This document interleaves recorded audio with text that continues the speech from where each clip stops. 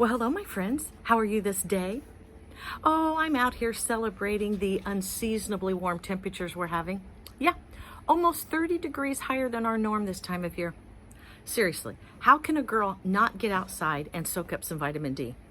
Hey, check out my rocking chair video. I'm going to start rocking here in a little bit and do my workout at the same time.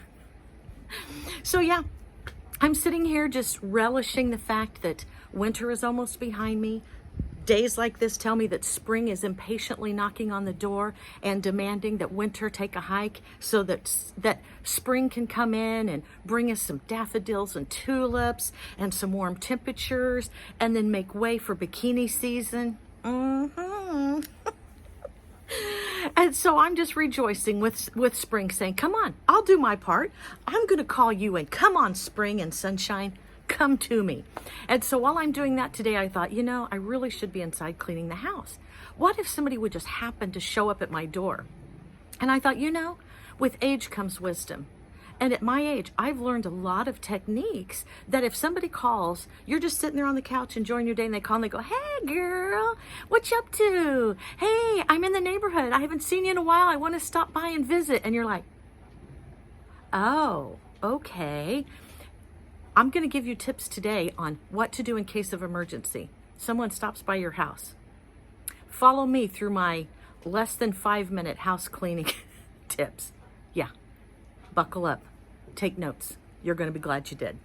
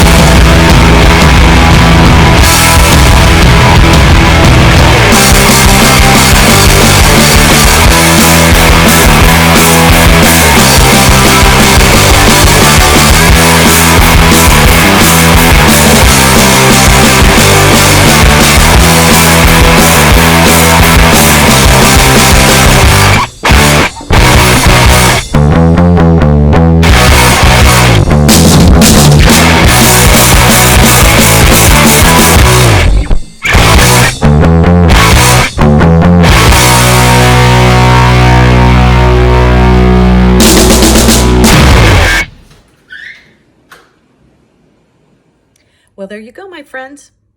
That is how you go from couch and cookies to a clean house in less than 3 minutes. Yeah.